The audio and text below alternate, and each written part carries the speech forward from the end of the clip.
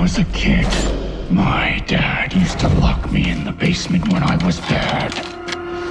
Some reports are even saying her head was completely severed.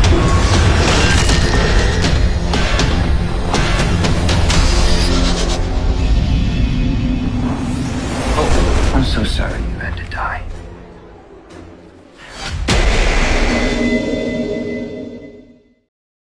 I think Kane really doesn't get credit for what acting he does. Right. And I mean, I still to this day go back and see some old films that haven't seen in a long time from my childhood, and then I'm like, oh my God, that Kane Hodder's in that. Right. And you don't even realize that years ago we watched it. That was Kane Hodder. Right. So I mean, I definitely think he is definitely worthy of more roles like this. I agree. Not just put the mask on and butcher people. Right. Well, the night that he left, one of the really neat things is that, if anybody's met him in person, he's this mountain of a man. He's just huge. And he actually teared up when he gave me a hug, and I teared up then too, because he thanked me for giving him the role he'd been waiting for, to be able to really show his chops. And just another interesting thing on the Kane scene is that the shot that we used of his final scene there was he came over to me and asked me, he said, I want to shoot it one other way. Will you just let it roll, until he was ready? And that was actually a true story. And it wasn't a dry eye in the room. Everybody teared up. Your big guys, your little girls, everybody was tearing up because he really never told his dad about it. So that was totally the problem. Yeah, that portion of it, yeah. I got one other thing, and then I think we'll take some questions. Okay. During the fight scene with CJ and Vincente, I noticed there wasn't any rain, but there was lightning. Right. Was that at all a nod to Part 6 and the way they brought Jason CJ Yes. back? Okay. Yes. There was no way for us to do rain, so we decided on the thunder and lightning, the build up to it. It was below 20 degrees. So the second that water hit the ground, it would have been frozen. Right. And so there was just no way around it. But we still wanted the lightning and the effects and stuff for it.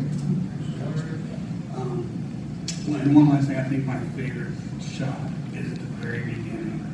And I guess the girl is feeding the horses. Oh, and she moved, and because that kind of like made me jump when I first saw it. It was, right. And he's standing back there. I thought that was so well done. Thank you.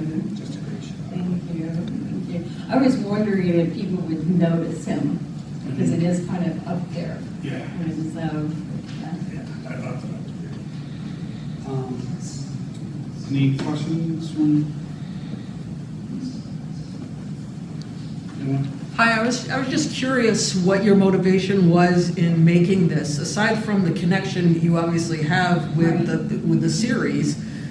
But if you think of fandom and stalking, and those are very real issues and very scary, especially when you have some of the extreme fans. Not that any of them are bad, right. but it is a serious issue right now. So I was just wondering what your motivation was in making this film. Right. Well, initially, my motivation was that over the years, I've had some very kind fans who have been very good to me, and they've been saying for a very long time they wanted a film that brings some of their favorite actors from the series back. That was my initial idea of it. And then it was actually after the script was completely written that I learned about Adrienne King. She was stalked. Laura Park Lincoln, she had a stalker. So did Judy Aronson had a stalker. And so, that angle came later. It was really more about trying to do something that I thought the fans would really love, and I loved the idea. So I thought, initially I was a little bit hesitant about it because, I've had really just mostly amazing experiences with fans. There's so much fun to be around really nice people. But occasionally there's that one, So I was always there, that one that kind of gets a little bit creepy. And I don't even know if that they're necessarily a fan or they're just a little creepy, And so Joel and I were talking about that, and he said, well, that's our movie. Because we were talking about doing a different film. And I was like, oh, hell no. That's not our movie. That's real life. And that little voice in the back of the head that goes, what? There was somebody like there, out there, Kind of like, hey, that might work. Right. And it really does like resonate with people now because, like when Adrian went to me, stalking really wasn't even a thing. I mean, Right. nobody knew about what I talked about, or at least they didn't really do anything about it. Right. At that time, what could they do? Right. And I mean, she ultimately saved her own life. She came face to face with her. So. Talk about heroes. He's a hero in her own right. Right. But now it's definitely more known about things like that. So. Yeah, I still haven't spoken to Adrienne about it. She said that she'll sit down and tell me about her situation when she has a bottle of wine in her, but that's the only time she talks about it. Well, that's pretty common for Adrienne because she does her wine. She's almost always got a glass of wine. Anything else? Since, The blonde in front? yes, since Jonathan LaJoy had done the song that was an homage to your dying and tragedy, did you possibly consider talking about doing the songs for this film? I did. Okay. I did. I really wanted to be able to use that one. And we had been chatting back and forth and stuff for a while, and then I didn't get an answer on that one.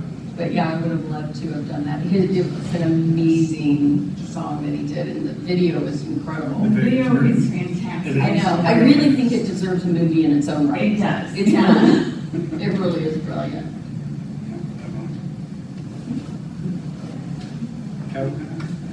It's labor, just want to say hi.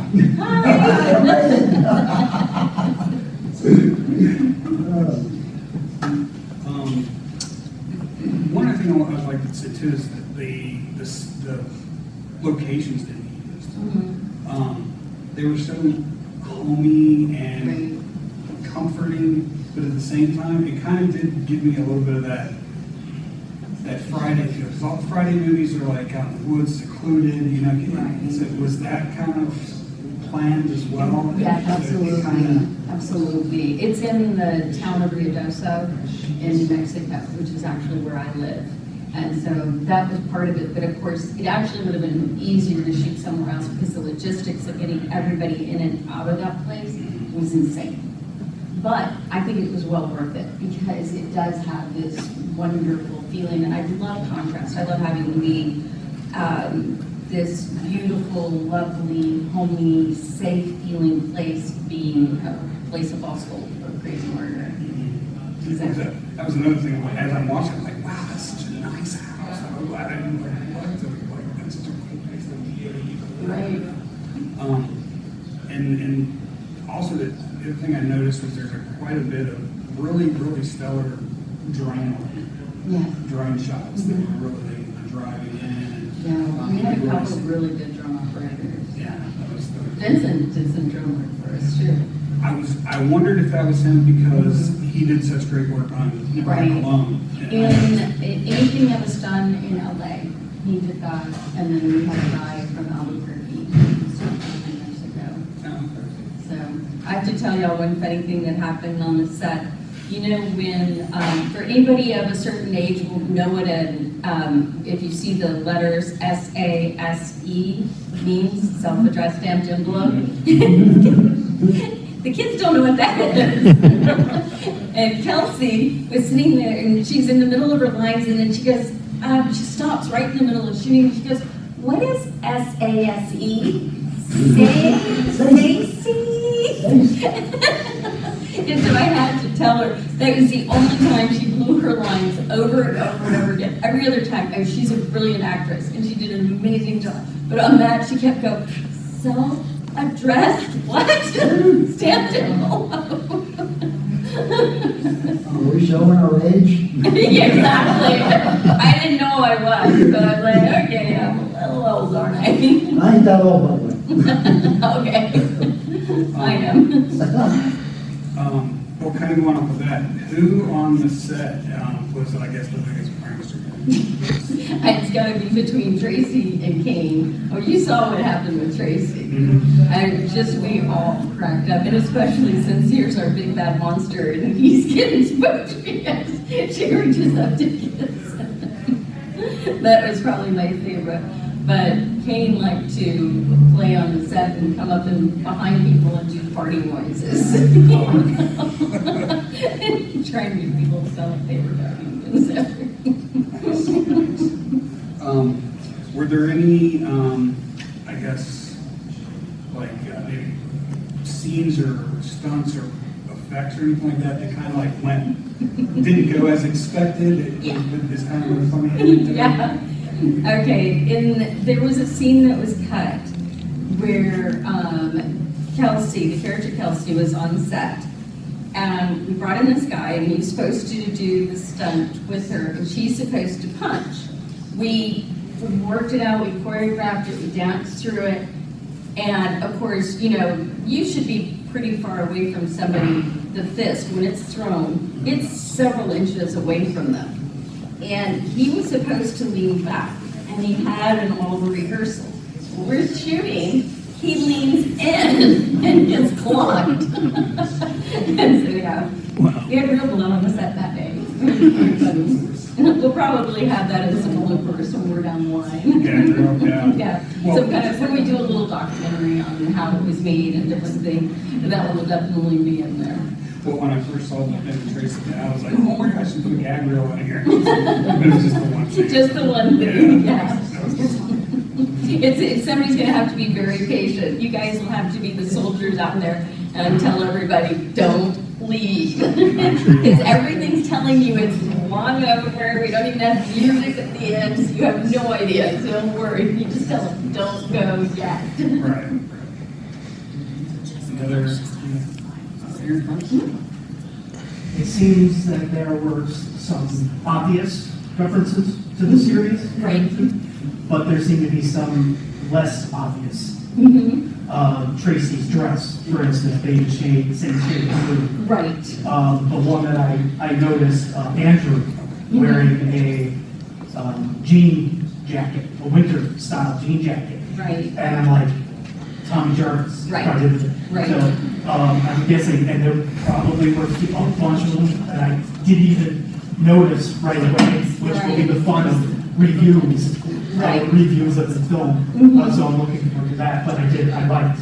That was really cool. That not only do you have these stars, but you're also getting these little other We wanted to put subtle the little bits. Easter eggs in there for the fans. That was a lot of fun to do, just put the little things in there, but not to lose the realism, but still keep some of that heart and soul of Friday the 13th. Andrew wearing that jacket actually was very realistic. Right. It was middle of winter, Right. so it fit.